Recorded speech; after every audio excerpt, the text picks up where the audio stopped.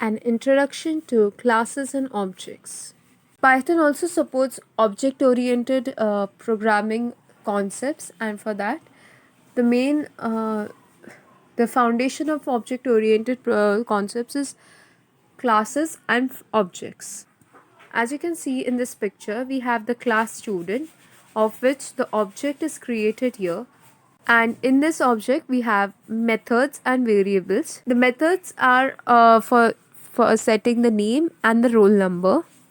And the objects of the class will have the variables and the methods of the class. First, we'll see how to define and use your own class in Python. And for that, we use the class keyword to create the class. So we write class and then we write my class. And in this, you can write x is equal to 5. And we'll have this is a variable, and we will create an object for this class in the main body. So I write here main, and for creating the object I write the variable obj is equal to the name of the class, my class, and then round brackets. This creates the object of the class. Now to access the variable x from the class, we just write obj.x. So when we run this program, we will get 5. Now a better example would be of a class student, and we have the init constructor. This the init constructor is written with the double underscores on both sides because it initiates the class.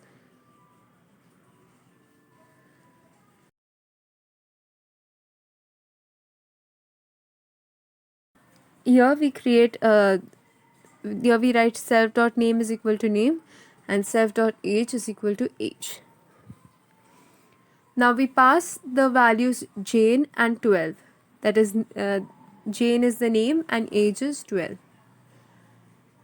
in the object of student. Now we print name of the student is object.name and age of the student is object.age.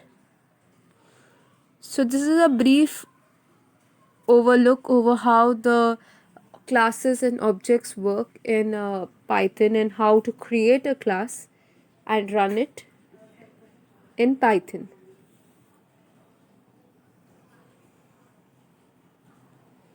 So we can modify this code by taking the values from the taking the input from the user, and we have told them to enter the name of the student and the student's age, and then we have passed those two variables within the object.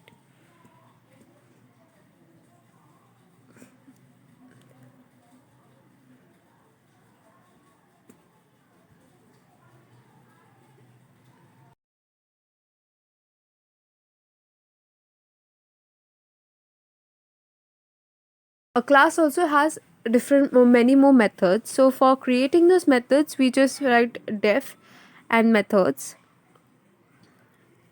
It will be a simple function over here, and then we just have the body do something. We do something within the body.